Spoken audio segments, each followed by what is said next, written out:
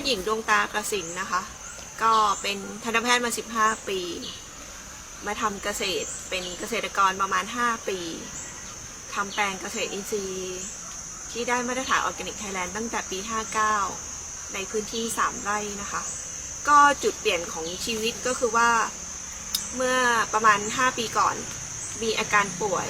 เป็นเนื้องอกที่ต่อมใต้สมองพอเราป่วยเราผ่านการผ่าตัดผ่านการรักษาฉายรังสีมาแล้วเนี่ยเรารู้สึกว่าได้เกิดคำถามขึ้นในใจว่าชีวิตที่เหลืออยากทำอะไรแล้วก็ความรู้ที่มีจะไปทำอะไรได้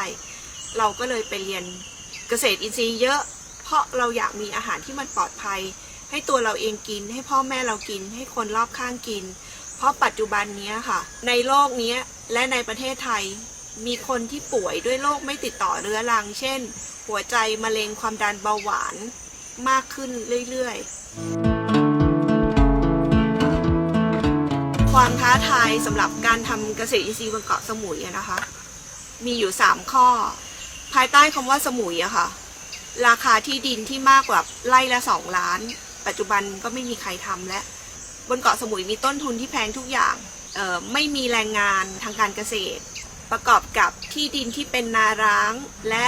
ดินไม่อุดมสมบูรณ์มีความเป็นกรดและเป็นทรายอะค่ะจุดเริ่มต้นเป็นทราย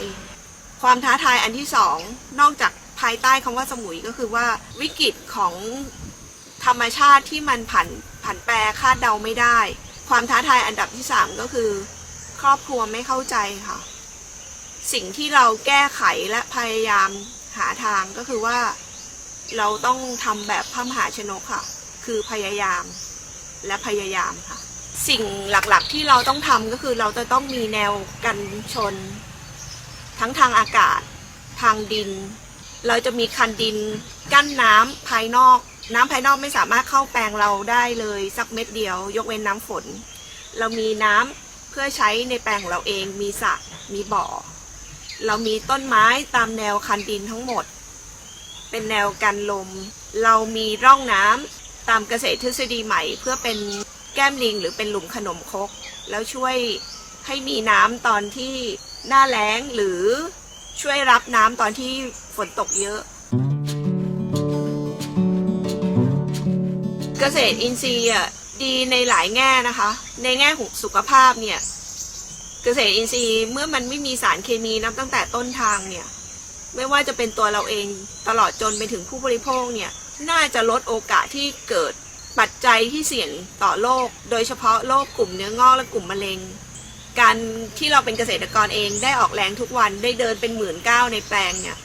เราก็ไม่ต้องไปซื้อคอร์สฟิตเนสแล้วค่ะสำหรับในระบบนิเวศนะคะเราจะไม่มีการเบียดเบียนกันบางครั้งที่เราเจอแมลงอย่างมากเราก็แค่ไล่เขาถ้าเขากินน้อยๆก็ปล่อยให้เขากินแบ่งๆกันในเรื่องของความเป็นธรรมเนี่ยคิดว่าราคาในความเป็นธรรมกับผู้บริโภคโดยที่ไม่เบียดเบียนตัวเราเองด้วยส่วนราคาที่ไปรับซื้อผลผลิตของเกษตรกรในเครือข่ายที่เราช่วยดูแลเขาอะนะคะเราจะให้ราคามากกว่าราคาที่เขาคาดหวังหรือราคาที่เขาเคยขายคนอื่นเพราะเรารู้ว่าเราสามารถแปรรูปผลผลิตในราคาที่ผู้บริโภครับได้ค่ะEco-friendly สำหรับผู้ผลิตเนี่ยเราก็ต้องการพึ่งพาตนเองตั้งแต่การเก็บเมล็ดพันธุ์ทำปุ๋ยหมักไม่พิษกองมาใช้กับพืชการขนส่งเนี่ยก็คือเราสร้างความมั่นคงอาหารในชุมชนลดการนำเข้าผักเคมีจากต่างถิ่นสำหรับผู้บริโภคเนี่ยเราคำนึงมากกว่าคำว่าอินทรีย์เมื่อเรามีผักเราคิดถึงการแปรรูปที่ทำอย่างไรให้คนป่วยทานได้หรือทานแล้วจะลดโอกาสเสี่ยงต่อการเป็นโรคบางชนิดเช่นโรคเบาหวานโรคมะเร็งส่วน Zero Waste Product ในแปลงก็คือที่เราทำก็คือว่า1เราไปเก็บกากกาแฟจากร้านกากกาแฟที่เขาทิ้งปนกับขยะทั่วไปมาหมักเป็นปุ๋ยเราไปเก็บสาหร่ายทะเลที่มันพัดขึ้นฝั่งเราไปเก็บปลาที่ชาวประมงต้องขนไปจับมาแล้วมันปลาตัวเล็กต้องขนไปทิ้งกลางทะเลเอามาทำน้ำหมักเราไปเก็บตะเกียบ ที่โรงพยาบาลกับร้านหมูกระทะที่เขาทิ้งปนกับขยะทั่วไปเอามาเผาถ่านเราไปเก็บกะลากาบมะพร้าวซึ่งปกติหลายแห่งเขาจะเผาทิ้งเราไปเอามูลสัตว์บนเกาะมาหมักร่วมกับใบไม้เพื่อให้ทั้งหมดเนี่ยเกิดกระบวนการหมุนเวียนปัจจัยการผลิตบนเกาะเราเองในแปลงเราเองแล้วก็ในกลุ่มเครือข่ายของเราเองอะค่ะ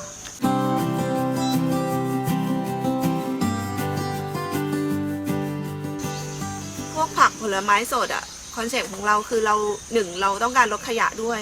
เพราะฉะนั้นเราจะใช้คำว่าปิ่นโตผักก็คือว่าเราเปิดฟาร์มให้คนมาซื้อผักเอาตะกร้าหรือเอาภาชนะมาตัดผักไปสดๆไปจากฟาร์มเรา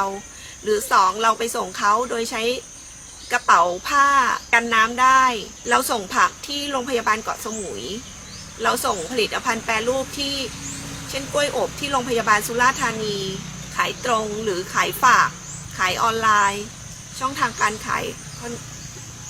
ค่อนข้างมีหลากหลายค่ะรายได้เนี่ยมากกว่าการขายผักสดค่ะเราคิดถึงการแปรรูปเรามีโอกาสเป็นวิทยากรซึ่งเป็นช่องทางของการมีรายได้การทำงานวิจัยการพัฒนาผลิตภัณฑ์การจดสิทธิบัตรในการแปรรูปก็มีโอกาสที่จะเกิดรายได้จากสิทธิบัตรอันนั้นนะคะเทคโนโลยีที่ใช้นะคะ1เรามีตู้อบกล้วยที่เป็นตู้อบ2พลังวันที่ไม่มีแดดแล้วก็ติดเสียบปลั๊กติดฮีเตอร์มีโซลาร์เซลล์ที่ใช้กับหลอดไฟในโรงไฟข้างหลังระบบไทม์เมอร์จ่ายน้ำ8โซนใช้แอปพลิเคชันฟาร์มแม่นยำที่ดูปริมาณน้ำฝนในพื้นที่การใช้เทคโนโลยีหลายอย่างเช่น Google Business Google AdWords ในการช่วยการทำงานของเราการวางแผนการผลิตการทำงานร่วมกับทีมใช้ตารางการวางแผนการผลิตพืชเพื่อที่จะได้รู้ว่าแต่ละวันเราต้องทำงานอะไรบ้างโดยอันนี้ใช้โปรแกรม Excel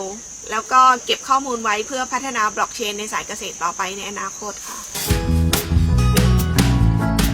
เครือข่ายตอนนี้ที่เรากำลังทำร่วมกับกระทรวงพลังงานและก็ UNDP ก็คือเป็นเครือข่ายเรื่องเตาเผาไร้ควันถ่านอัดแท่งเพื่อการลดขยะกิ่งไม้ย่อยสลายได้แล้วก็มีเครือข่ายเทคโนโลยี ICT กับบล็อกเชนโดย FAO Thailand กับศูนย์วิจัยการจัดการความรู้มหาวิทยาลัยสุโขทัยธรรมาธิราชมีเครือข่ายคนกล้าคืนถิ่นเครือข่ายยังสมาร์ทฟาร์มเมอร์เครือข่ายมูลนิธิข้าวขวัญหลายเครือข่ายที่เราร่วมอยู่ในการทำงานนะคะเราต้องการเป็นต้นแบบเพื่อให้คนกลับมาฉุกคิดเรื่องเกษตรอินทรีย์ว่าทำเพราะอะไรทำแล้วมันดีอย่างไรแล้วเราไม่ต้องการให้คนพื้นที่ขายที่ไปมากกว่านี้แล้วเป้าหมายอีกอย่างหนึ่งก็คือว่าจากการเก็บเมล็ดพันธุ์เราอยากทำเรื่องการอนุรักษ์พันธุกรรมพืชโดยเฉพาะพืชพันธุ์ท้องถิ่นของสมุยค่ะ